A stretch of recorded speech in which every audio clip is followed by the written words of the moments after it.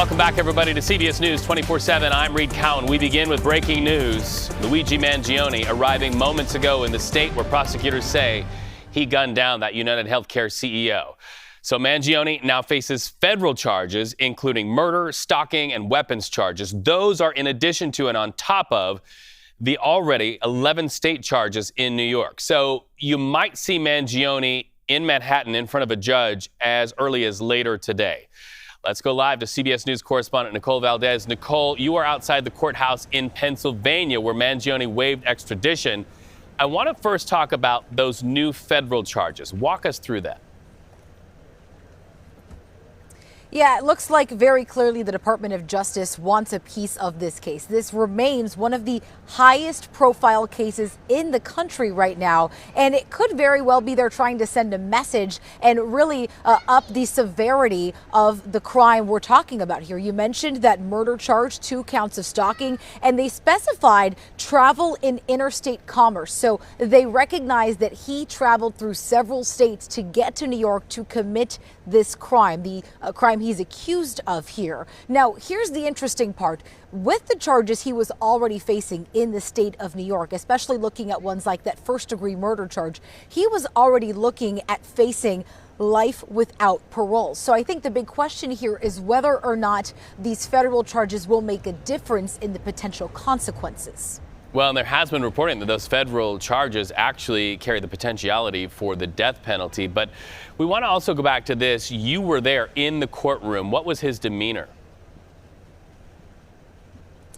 Yeah, Reed, it was very interesting to watch Luigi Mangione in court today. What we did not see was his behavior from his first appearance here in Pennsylvania. We did not see an outburst. We did not see really as much activity or aggression from him. Today, he seemed much more comfortable, calm. I actually watched him sort of swaying in his chair a bit, sometimes glancing over at the gallery and the jury pool, both of which were packed with people waiting to see what he did today and what the outcome of today's hearings were, but really much more comfortable in a sense. Now, behind him, very interestingly, was a line of at least 15 New York police officers ready to transport him back to that state as soon as that extradition hearing was wrapped up. As you, I'm sure, have mentioned, he did waive that extradition hearing and basically said, I'm willing to go ahead and go face these charges in the state of New York. But it was a very interesting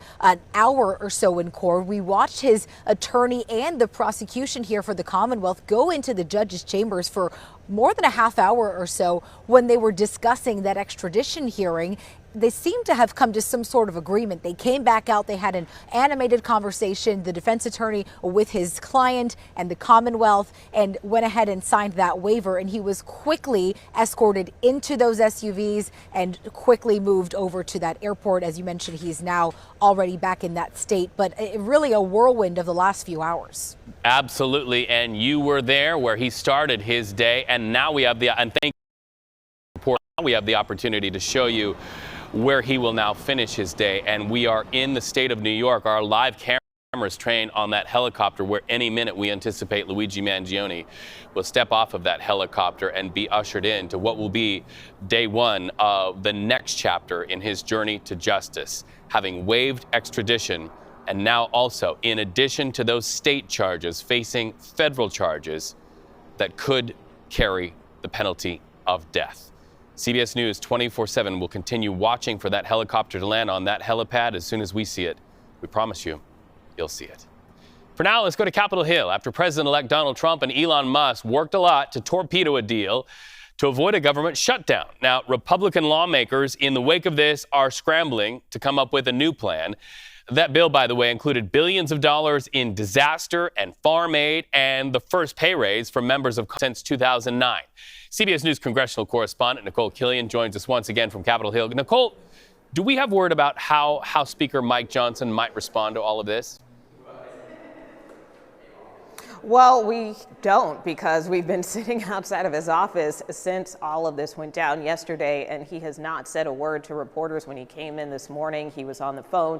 So we really don't know what his posture is or his specific response to the president-elect and Elon Musk and others who encouraged him to scrap the deal that was previously on the table. So that being said, in terms of talking to a number of members who have emerged from the Speaker's office, they do say that discussions continue, that they are moving in a positive direction. In fact, one lawmaker, Anna Paulina Luna from Florida, I just talked to her. She said it's possible they could even have a vote today, although she wasn't clear on what that specific package could be. So there is hope in trying to move the ball forward here. But at the same time, there is a lot of frustration among lawmakers, both Republican and Democrat, certainly probably more so on the Democratic side right now, because they had worked to craft this bipartisan agreement with Speaker Mike Johnson, only to see it blow up yesterday. So we heard from leader Hakeem Jeffries, who said because of that, if they're not going to honor this bipartisan agreement, then Republicans have to deal with the consequences going forward. It just goes to show you the influence and the power of the president-elect Donald Trump in this legislative process. They come in with a bipartisan deal, and then, like you say, it's blown up. We also have some new sound from Republican lawmakers about the future of House Speaker Mike Johnson. Just moments ago, Congressman Josh Hawley had this to say in the halls of Capitol Hill. Stay with us. Let's listen to that. My view is that this is a situation created by Mike Johnson and his leadership team, who clearly failed to coordinate with President Trump, failed to coordinate with their own members, created this bill that's a disaster. And I don't have any advice for them. I mean, they need to figure this out, and they need to put something on the floor and get it passed. I mean, they've got to go first. It's a government funding bill. I mean, they have to go first. Do you have a sense of who Republicans are negotiating with here? I mean, is it Donald Trump? Is it Elon Musk? Who's calling the shots? Well, listen, I say again, this is not hard. This is what it means to be Speaker of the House. This is what it means to do the job of Speaker. And, I mean, if they're not up to it, then somebody else should be Speaker. It's just that simple. Someone else should be Speaker. Yeah, listen, if Mike Johnson can't do his job, then somebody else ought to be Speaker. Ooh, if Mike Johnson can't do his job. So that begs the question, is there a feeling on Capitol Hill that Mike Johnson's position is in jeopardy? Well, there are certainly a few members who have either kind of expressed a reticence to back him another time, to others like Thomas Massey, who outright told reporters yesterday he's not going to support him. That being said, Speaker Mike Johnson has not seemed very worried. I mean, I think every move he makes, he's always asked after that if he's worried he's going to lose his job. So, I mean, that prospect always hangs over the position, particularly in the post-Kevin McCarthy era. So from that standpoint, I think the Speaker sees it as his responsibility to do the best job he can, try to keep his head down, get legislation to the floor, and so that's why he continues to work around the clock here to try to find a resolution, even in a very difficult posture. Nicole Killian, when I watch your work, I always hope you are wearing running shoes and something sensible and comfortable, because we know you are running there on Capitol Hill. We appreciate you so much for working to get answers there. All right, so we wanted to go quickly back to New York. We have been promising you that we've been watching that helicopter bringing Luigi Mangione into New York, and there we have it right there. You see long guns flanking him on the left and the right, even behind him and in front of him. Luigi Mangione, having waived extradition, got a plane ride and then a helicopter ride out of Pennsylvania and now into the state of New York. Luigi Mangione wearing that orange jail-issued jumpsuit that he will have to get used to in the weeks and months ahead. Indications are that he will plead not guilty and continue that with new representation. But you see right there, he is wearing chains about his feet, chains about his waist, and those chains are also attached to his wrists as he goes in to begin the next chapter in his journey to justice. Fascinating conversation happening here. He is charged with those New York charges, but as he takes that slow walk there, we also know that he is now facing federal charges. He has likely been told and briefed by his new representation, his attorney, that those federal charges up the game for his future, put more pressure on his attorneys to be very, very sharp-tongued in their defense, because those federal charges carry the potentiality of the death penalty. You see Luigi Mangione taking a moment before he goes into that building, looking out over those exterior vistas, and you can only imagine that the last time he was in New York, he was on the run. He was last seen leaving. Video surveillance would suggest, and prosecutors would make the contention that he was last seen leaving the scene of that murder, headed over towards Central Park, where he vanished until police were able to track him down at that Altoona, Pennsylvania McDonald's. Ask him, have you been in New York recently? And that is when he reportedly started to shake. That shaking has likely continued as he has seen charge after charge after charge leveled against him. And now, once again, federal charges. Also fascinating to see that New York police have a photographer with them photographing that journey. They are slamming the van doors. Luigi Mangione about to get a ride courtesy of the New York Police Department. We expect to see him facing a judge in the state of New York later today. That will likely dominate your dinner time headlines. Wanted to show you that. As soon as we got it, we wanted to show it to you. Lots of news, right, today? So turning now to Georgia, where the Court of Appeals ruled to remove Fulton County District Attorney Fani Willis from the 2020 election case against President-elect Donald Trump. So this is significant and marks a major reversal in the trial judge's decision that allowed her to remain on that case. CBS News reporter Jared Eggleston has new details. This is a major blow to the Fulton County District Attorney's Office. Fani Willis being removed from the case by the Georgia Court of Appeals. Now, this removal is a long time coming after Trump and several of his co-defendants alleged that Fani Willis had an improper relationship with a special prosecutor on the case, Nathan Wade. Those allegations earlier this year sent the case into a tailspin, pausing it just months before the election. Ultimately, the judge in the case decided that Fani Willis could stay on the case if the special prosecutor that she was in a relationship with, Nathan Wade, resigned. That he did. But Trump and those co-defendants, they took it further up to the Georgia Court of Appeals, saying that there was an appearance of impropriety and that Fani Willis could no longer try this case. The Georgia Court of Appeals siding with them in an order today saying that there is this impropriety that exists and that the DA can no longer prosecute the case, not only herself, but her entire office. The case will now go to what's called the Georgia Prosecuting Attorneys Council. There, they will make the decision and assign it to another district attorney in the state of Georgia. But that doesn't necessarily mean that the case will continue. The district attorney that it's assigned to could decide to focus it down. There were several co-defendants in this case. They could decide to dismiss some parts of the indictment. They could also decide that they don't have the resources themselves to continue prosecuting the case and dismiss it all together. This is a major win for the Trump team today, who in recent weeks, his attorneys had even called on Georgia Governor Brian Kemp to dismiss the indictment altogether. The governor has not made any comment on that claim just yet. We can also tell you President-elect Donald Trump's attorney has responded to the ruling. He said in part, and here it is on your screen, as the court rightfully noted, only the remedy of disqualification will suffice to restore public confidence. This decision, it says, puts an end to a politically motivated persecution of the next president of the United States, close quote. Look at this video to our monitors right now. This is petitions and picket lines across the United States by thousands of Amazon workers. These images are out of San Francisco, New York, and Illinois. The demands that they want met: higher wages, better benefits, and safer conditions at work. So CBS News correspondent Carter Evans joins us live in Los Angeles, where the workers are on the picket line. Carter, I can hear them right now. My question, if I'm a consumer right up the top, will this affect my pick and ship? Well, you know, when I look at how they've been blocking the trucks here today, I would say potentially yes. I mean, what they've been doing is blocking the larger semi-trucks from coming out, and then you've seen those Amazon delivery trucks making circles on the parking lot, essentially trying to find different exits here. Amazon will tell you that this will not impact shipping whatsoever. This is a small number of locations that are being picketed, and your presents and gifts, the things that you ordered, will arrive on time. All right, so they are still making their case. They want a better work situation, but we do have a response from Teamsters. They say if your package is delayed during the holidays, you can blame Amazon and what they call insatiable greed. So do we think Amazon will come to the table eventually?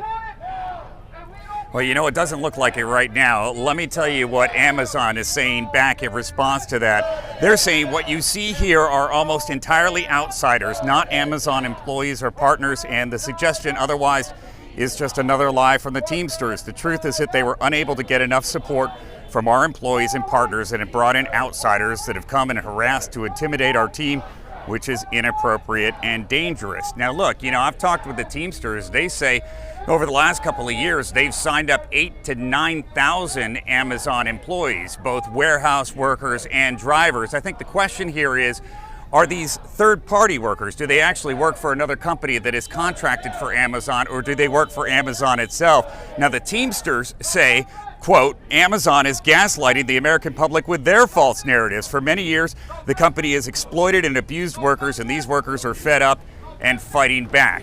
The question is, how many of the people behind me are actual Amazon workers or other Teamsters supporting them? I did talk to a couple Amazon employees headed in here today. They say they were not members of the union, and they're just trying to get to work.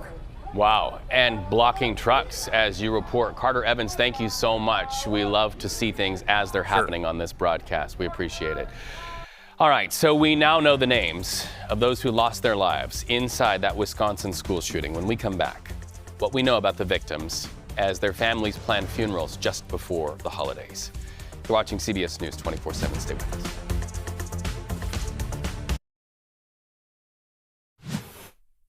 Welcome back to CBS News 24/7. Let's bring that video up there from the Texas map. We've got new video captured by CBS News showing a group of migrants there at the U.S.-Mexico border. The group attempting to enter the country illegally after crossing the Rio Grande. Now, this is over near El Paso, which is one area where the Texas National Guard fortified the border with razor wire. Today, Texas Governor Greg Abbott heads to that border to announce a plan that he says will deter groups like this one from trying to enter the U.S. illegally. CBS News correspondent Omar Villafranca joins us live. Omar, what can we expect from today's announcement, my friend? Well, Reed, we're several hours away from where you saw that video. We're in Eagle Pass, Texas down here, and we are actually near a private ranch where Governor Abbott is expected to introduce more measures to strengthen the Texas border with Mexico.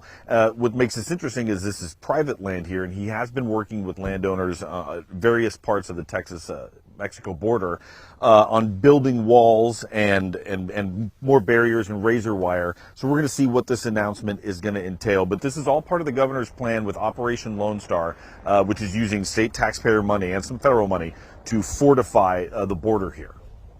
So Trump and Texas Republicans are accusing President Biden of actually selling materials for the U.S.-Mexico border wall. They're calling on him to stop. What is going on with that headline? This is a little bit of social media posturing, a little bit of political posturing, and a little bit of truth mixed in there as well. Some of these parts that were going to be used for part of the border wall here ended up on a government surplus page. And so President Trump tweeted about it, saying stop selling it. Well, the lieutenant governor got involved as well and actually said he talked to a Texas agency who investigated and said parts of it were, quote, junk pieces that were rusted and had concrete on them. And there's a federal law that basically says that it has to have a plan for use or transfer, or it has to be donated, because the U.S. government can't pay to basically store this stuff. So that's why it ended up on a surplus page. But, of course, there's some posturing that can be made out of it. So politicians, especially when it comes to the border, are not going to miss that chance. That's why context matters. So President-elect Trump is set to make immigration a policy priority once he takes office. He said it on day one. So what changes are you seeing in Texas? Because we've followed your reporting driving that border. It's been fascinating, Omar. So what are you seeing? Well, this is, we're expecting Texas to be a major jump-off point for whatever deportation proceedings happen in the Trump administration. We know that in Rio Grande City, a few hours away from where we are here in Eagle Pass, the state has purchased some private land to build, they say, wall and also possible detention centers. We've also been calling around for local airports to find out, well, if you're going to fly people back, who has the capabilities to do that there for deportations, and experts here on the ground are telling us that McAllen, Brownsville, El Paso, and also an Air Force base in Del Rio could be jump-off points for deportation flights from here. But either way, Texas has the biggest border with Mexico of all the states. So we're expecting Texas to be a major spot for whatever deportation proceedings happen and people being moved out of the country. This will be a big spot where they will come before they're sent back to their home countries. Omar Villafranca, thank you so much. You were always right there where the big spot news is happening. Thank you. So we're learning more about the 15-year-old girl that police say opened fire at a school in Madison, Wisconsin, killing a classmate and a teacher. We dug into some court documents. They reveal the shooter brought 2 guns to the school, and she exchanged messages with a man who was plotting his own attack. We also know more about the victims. 14-year-old Ruby Vergara and 42-year-old teacher Aaron West. The school described Ruby as having a gift for art and music and a kind heart. Aaron West, remembered as a beloved teacher who always wore a smile. CBS News national correspondent Ian Lee tells us about the 20-year-old man telling the FBI that he was in contact with that Wisconsin shooter. Listen. This latest development shows how this investigation is expanding. Late last night, a California judge gave police permission to seize the weapons from 20-year-old Alexander Poffendorf, that according to our CBS affiliate in San Diego. He admitted to the FBI that he had been in contact with Natalie Ruffnow, that he was planning his own mass shooting, that he was going to take guns and explosives to a government building. We don't know which government building or when he was going to do this, but this is part of this investigation into Monday's shooting. Authorities are looking into the social media accounts of the 15-year-old shooter, trying to see what connections she had. They're also looking into her family life. We know that her parents were married and divorced twice before, and that in 2022 she was seeking therapy. These are all things they're going to consider when trying to develop the motive of behind this attack. We're also learning the names of the victims. The teacher was Aaron West. She was a coordinator of substitutes. Also, the student name was Ruby Vergara. She was also loved by the students here. This still very much is a community in mourning, wondering why something like this could happen. Back to you. And two families planning funerals this close to the holidays. Our thoughts with them. When we come back on CBS News 24/7, RFK Jr. once again on Capitol Hill meeting with lawmakers ahead of confirmation hearings soon to come after the new year. You're watching CBS News 24/7. We're going to take a break, but we'll continue watching these monitors for breaking news. Stay with us.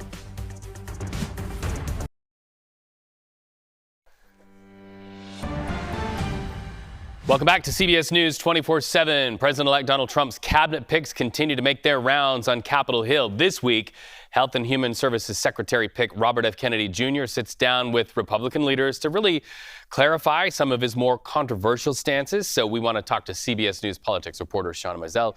She is here with us to talk about that meeting. RFK Jr. is meeting with the Senate Health Committee on Capitol Hill. So walk us through who's on that committee, the force of their actions, and what that meeting is going to be like.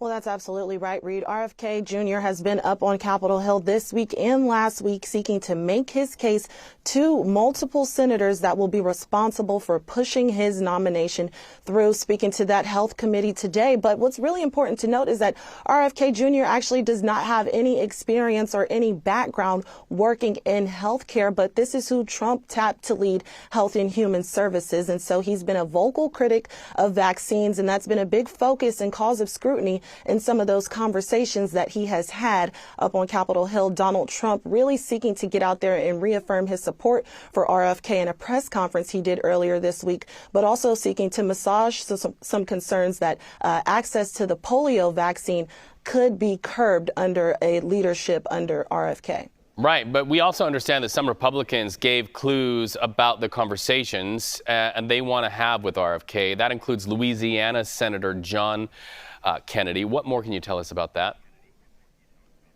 Right. This Louisiana senator was talking to reporters about what he was expecting to bring up in his conversation with RFK. Let's take a listen to that sound. I want to talk to Mr. Kennedy about his abortion stand. He's all over his map, all over the map. There's some of his comments could be construed, I think fairly, to suggest that he supports abortion up to the moment of birth. And I don't think any fair-minded American does. Now, I don't know why he said what he said on the subject of abortion. I don't know what's in his heart and what he really believes, because he said so much stuff, some of which sounds like he's from outer space. So there you hear that Louisiana senator saying that abortion was a top issue that he wanted to address with RFK. Now, RFK Jr. actually has wavered on his stance as it relates to abortion multiple times. At one point, he did say that he does not support any restrictions on the procedure, but this came amid the summertime. He was running as an independent candidate for president. He then reversed that position and said that he does support abortion, but only up until fetal viability, and that was the standard under Roe versus Wade. But he's going to be serving in a Trump administration. And so that's going to be the big question. If he is confirmed, would he align with what President-elect Donald Trump actually wants? Yeah, and pretty fascinating language there, saying that Kennedy sounds like he's, quote, from outer space. On the flip side, I want to ask you about this. Senator Tuberville seems to support Kennedy. So do these conflicting remarks really signal a divide amongst Republicans where Kennedy is concerned?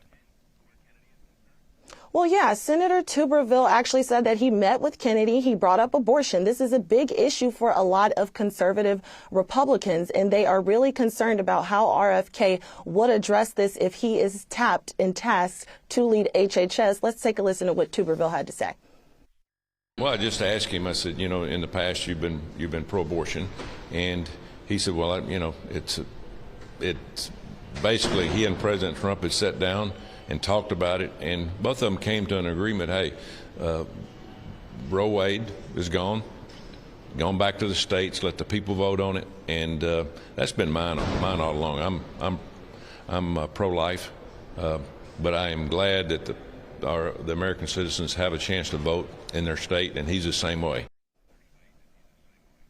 So Tuberville essentially saying that RFK told him that he would do whatever President-elect Donald Trump wants. But this is really important to note because you had Missouri Senator Josh Hawley. He's also a Republican, and he said that in his meeting with RFK Jr., that RFK indicated that he would be open to restricting access to mifepristone. Now, mifepristone is the drug that is commonly used in most abortions across the country. It was the focus of a Supreme Court case as well, and we know that under current leadership, under Secretary Becerra and the Biden administration, they have really worked to secure access to that drug. But RFK apparently signaled that he would be open to restricting access to this drug. And this is in a stark contrast to what President-elect Donald Trump told Time magazine as it relates to this medication, just in an interview that was released last week. CBS News politics reporter Shauna Mizell, always an honor to talk to you there in our nation's capital. Thank you so much for streaming with us today. Hey, when we come back, we will be talking about Luigi Mangione. Many will say his bed is made and now he will lay in it. That bed is now in New York and not in Pennsylvania. He got a bus ride, he got a plane ride, he got a helicopter ride, and then he got a van ride. He's behind bars in the state of New York, where he is accused of that targeted killing of United Healthcare CEO. We'll be right back.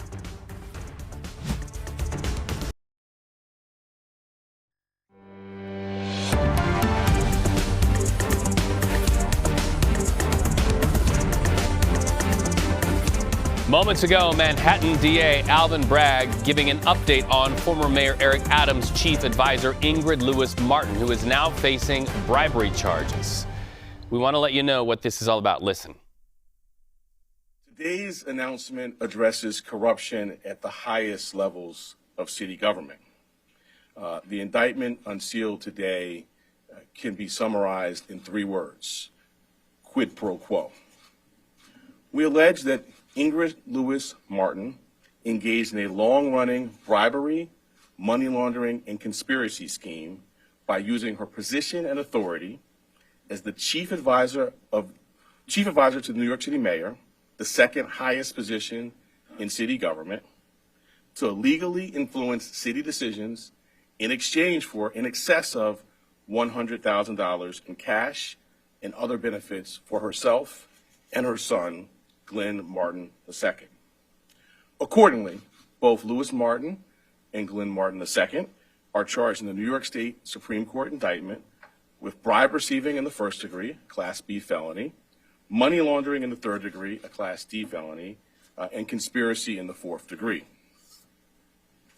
The charges encompass the vast majority of defendant Lewis-Martin's time as chief advisor. Their conduct is one half of the quid pro. Alvin Bragg there talking about New York Mayor Eric Adams' former top advisor Ingrid Lewis-Martin surrendering ahead of a major court appearance, and now some major allegations against her. We continue following that, but this really puts into context this assertion, and that is that it is a huge day where legalities and policing are concerned in New York. We say that because we also have been bringing you this hour, and even before that, breaking news that Luigi Mangione is now in New York, that state where prosecutors say he gunned down the United Healthcare CEO. Mangione now faces federal charges. Those charges on the federal level include murder and stalking and weapons charges. On top of those, 11 state charges in New York. New York officials said he will be arraigned today, and among those escorting Mangione as soon as he landed in Manhattan is none other than New York City Mayor Eric Adams, who spoke on the case just moments ago. I want to send a very clear message that this act of terrorism and the violence that stems from it is something that will not be tolerated in the city. We wanted to personally be here to show the symbolism of leading from the front. That mentioned some of these detectives will finally sleep tonight after this person has been brought to justice here in New York City. All right, we apologize. Kind of hard to hear what he's saying, but let's bring in CBS News legal contributor Jessica Levinson. Jessica, I want to talk about the new federal murder, stalking, and weapons charges. What's the decision making here for the feds? Well, the decision making here is, number one, that they have jurisdiction. Reed, as you know, when it comes to federal charges, you need some sort of hook, meaning you need to show that there was either wire fraud, that there was the crossing of interstate lines. And we have that, it looks like, in the Mangione case, where he did, in fact, cross state lines. It looks like part of his crossing of state lines was in the premeditation of committing this crime. When it comes to the stalking charges, I think what we're looking at is the evidence that was apparently uncovered with respect to his notebook, that this was somebody who he allegedly, the United CEO, was targeting, was lying in wait. I think we're going to hear that term more. But when it comes to adding the stalking charge, adding the federal murder charge, which again is only available here because of the crossing of state lines, we're in a situation where you could potentially see federal prosecutors decide to charge the death penalty. Again, I don't know if that is what they ultimately will do, but that, based on the charging documents, is a possibility here. So how soon can we expect to see Mangione in front of that New York judge? Quickly. And of course, this is more than just one New York judge. You asked me about the federal charges. The federal charges will be brought parallel with the state charges. So we know that there are also state charges.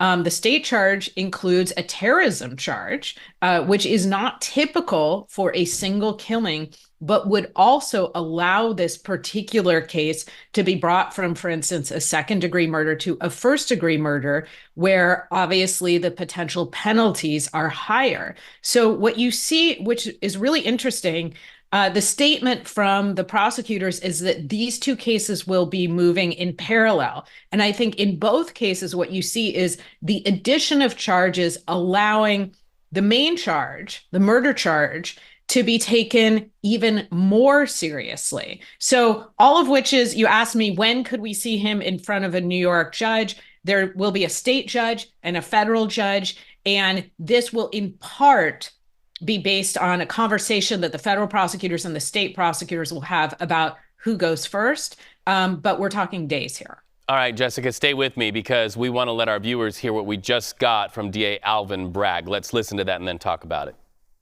We will get to your questions on this important matter, which is obviously why we're here. Some of us were here earlier this week for People versus Luigi Mangione, and wanted to give a brief update on that, as I know we've gotten some questions from some of you. Just for context, as we allege, the defendant in that case brazenly shot Mr. Thompson twice in Midtown Manhattan. It was targeted, premeditated, and meant to sow terror. Accordingly, we charged him here in Manhattan earlier this week with murder in the first degree, among additional charges. which carry the maximum sentence of life without parole. This morning, the defendant waived extradition in Pennsylvania and was picked up and is in the process of being transported by the NYPD here to New York.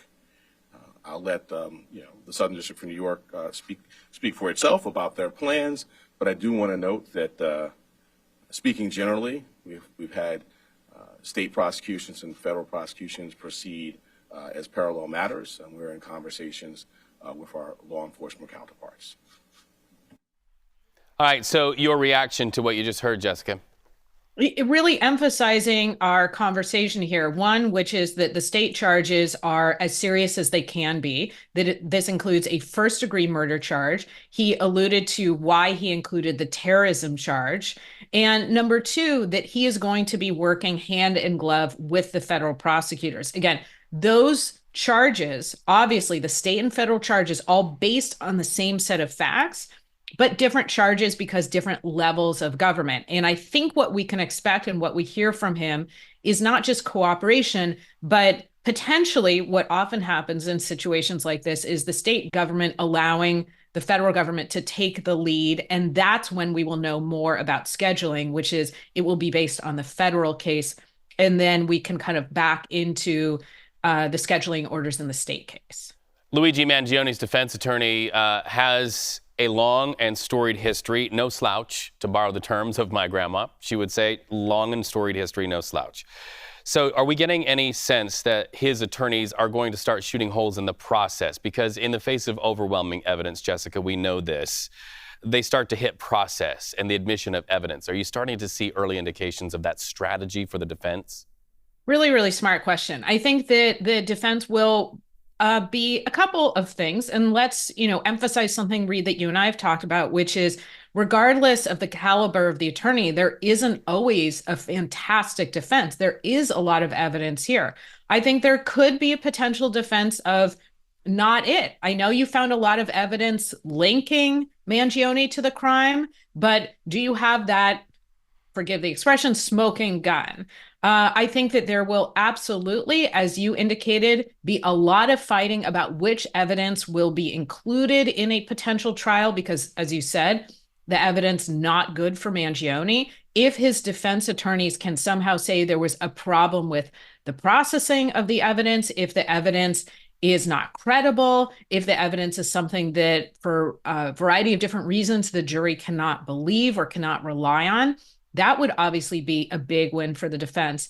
And then I think we also need to look at potentially, not probably, but potentially defenses along the lines of his mental state. Now, again, plenty of evidence to indicate that he was able to form the ability to premeditate, but you could see some arguments about whether or not his mental state should be a mitigating factor here. Well, we do see him in those courtroom sketches in chains, just like we saw him get on that helicopter in chains. This story sure to spark many conversations with us, and it's always a great pleasure to talk to you. Jessica Levinson, thank you so much. When we come back on CBS News 24/7, trying to avoid a government shutdown in Washington, D.C., and the big question, does Elon Musk have his finger on the scales of lawmakers? And also, is the future of Mike Johnson now in question? A bipartisan deal shot down, and now the future of one of Washington's most powerful men also in question. You're watching CBS News 24/7. We're back in a moment.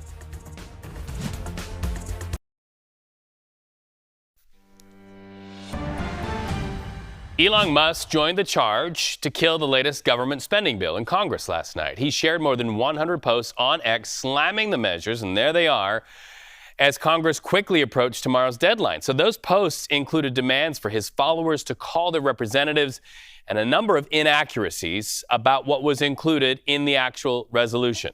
CBS News political correspondent Caitlin Huey-Burns joins us from West Palm Beach, Florida, for more on this. Walk us through how Musk made his voice known during these very important government spending bill negotiations. Well, he was prolific on his social media platform X, lobbying lawmakers to vote against this bill and applauding any lawmakers who were saying that they were inclined not to support it. And it's interesting, Reed, because yesterday we really didn't hear from Donald Trump on this. We were hearing from Elon Musk and other kind of outside influencers trying to push lawmakers on the Republican side not to support this spending measure. Now, this is the kind of thing that would be ripe for Musk and Vivek Ramaswamy to go after as part of their new government agency that takes effect next year, to go after government spending and government waste. But this was an important moment because it showed how big of an influence Musk has on these lawmakers. It wasn't until the end of the day, essentially, that Donald Trump himself weighed in. So the big question is, what does this all mean for getting a deal moving forward? And what does it mean for House Speaker Mike Johnson? Democrats have been pretty happy to take advantage of this situation. You'll hear from them calling Elon Musk President Musk or Speaker Musk, trying to kind of get under Donald Trump's skin a little bit and try to highlight the idea, in their view, that Musk is the one kind of holding the reins here. Reverse psychology. I need to take cues on that in my own parenting. All right, so we also understand President-elect Donald Trump is now calling on Congress to eliminate the debt ceiling. What more can you tell us about that point? Yeah, this was a wrench thrown into all of this at the last minute when Trump said that he wants to essentially eliminate the debt ceiling and have this as part of it. Now, for our viewers, what is the debt ceiling? That is essentially the limit at which the federal government can borrow money to pay its bills. And this was going to end in January. The limit was going to be reached in January, and the Treasury Department saying that they have enough to kind of cover through the first 5 or 6 months of the year.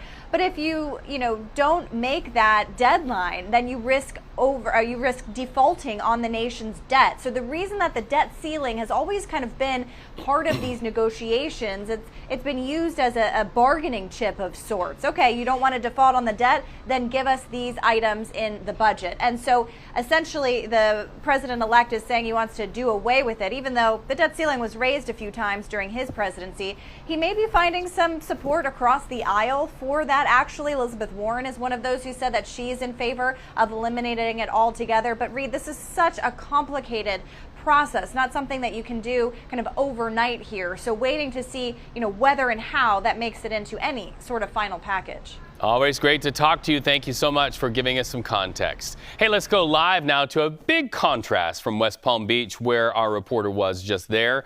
From palm trees to a snow emergency there.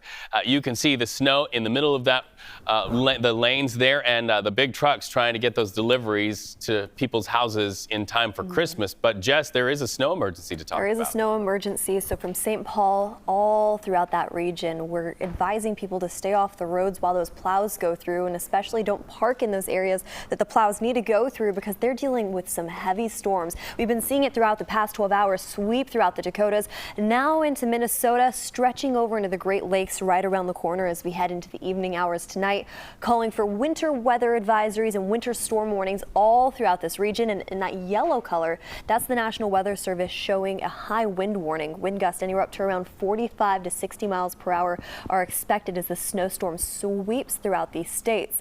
Now, it started earlier this morning, sweeping throughout Minnesota, and now we're expecting to see anywhere up to around a foot of snow throughout areas like Wisconsin, all throughout Minnesota and northern Iowa as it continues to track off into the east into the overnight hours throughout the Great Lakes. We'll have more on that in a bit. For now, back to you.